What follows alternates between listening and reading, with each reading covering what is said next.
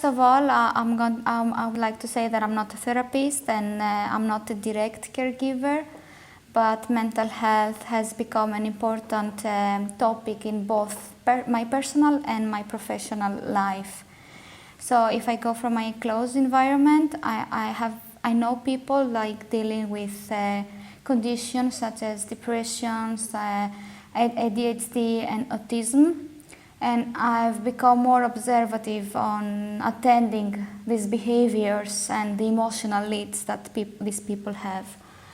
Professionally, though, I've been working on an Erasmus project before called Inclusive Minds, where the aim was to support and spread awareness about mental health and the integration challenges that women may feel due to this issue.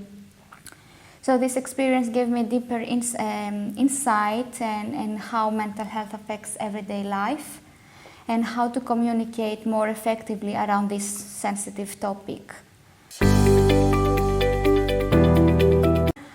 Even though that I'm not a direct caregiver, as I said, through observation and through my work, I can say that I'm aware of the emotional toll caregiving can take.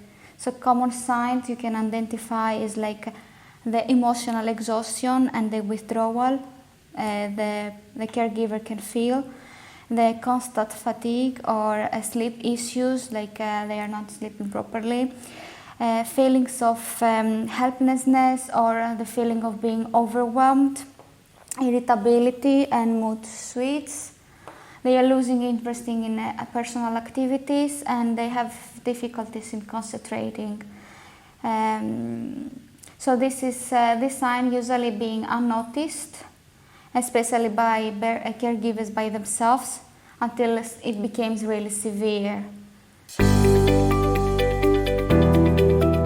So the strategies that I would recommend to prevent them is, because the prevention is the key, and based on the work again that I have done in the projects and general awareness, like to create safe space, environments there where people can feel heard and can open up without the fear of judgment. Building community encourages participation in different group activities or peer support networks that can help reduce this feeling and the isolation. Empowerment through education and inclusion, like helping caregivers and those that they support, of course, to engage in a meaningful work or learning to build confidence and resilience, and encourage, of course, to take breaks and balance the life, like rest and self-time are not selfish many times as people think, but they are really necessary to continue. Professionals now, they can support also caregivers, of course, firstly by educating them about the mental health conditions and in a non-technical and easy accessible way. With that I mean also like information in different languages that can support other parents or other people that they may not understand the current language that in the country that they are living. Also providing space where caregivers can express their challenges, they can talk freely. Maybe the professional can involve the caregivers when they are creating the plan, so they are together building it. Offering culturally adapted services, especially for marginalized groups that is not easy to reach. And of course, the most important, I believe, is to normalize the idea that caregivers also need care. For the first, we would like to say that stigma usually comes often from misunderstanding and a fear that they affect both individuals with mental health and challenges, and of course they support network. So some main ideas to include is like that maintain stigma is the same and silence, and this is the feeling that the mental health should be hidden, we shouldn't talk about it. And then is the blame, that assuming that it's someone's fault that that person or they are going through this condition. dismissal, like is that viewing that mental health is not as valid as physical health. And of course, the isolation that caregivers and patients feel excluded or misunderstood by their communities, by their families, so they are isolated. How you can manifest is like people may hesitate to talk about their feelings openly. Individuals might avoid seeking help of fear of being judged, most importantly. Caregivers also may feel invisible or unsupported in their roles as a parent, as a partner. Social and professional opportunities might be limited due to mental health related assumptions or biases, so it's also something that we should address. If I could give a message, I would say like it's okay to talk about it. It's a really a simple phrase, but it usually opens the door for communication and conversation with people.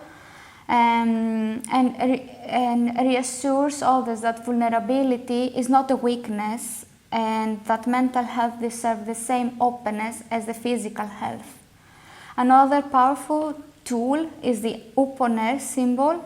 It's really in a Swedish concept, but I think also has becoming more international nowadays, which is a simple visual symbol.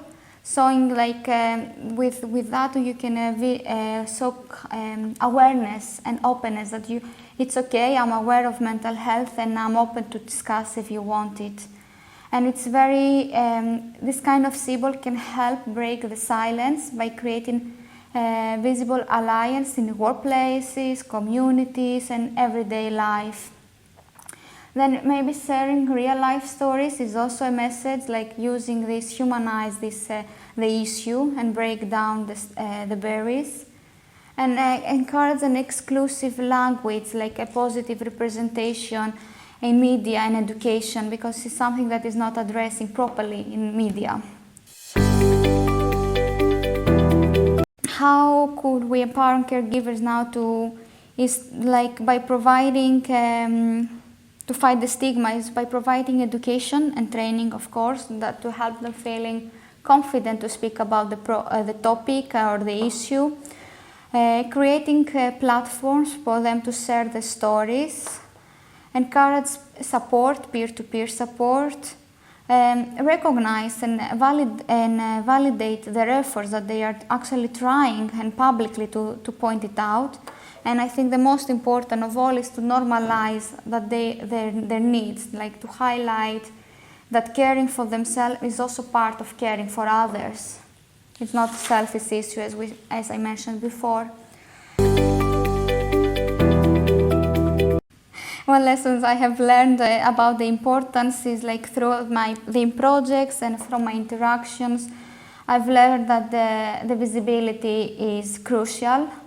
That when caregivers' contribution are acknowledged, they feel also valued and less isolated, and this can reduce the burnout actually. Others are more likely to step up and support if people are talking about it, and it becomes easier to advocate for resources and policy changes.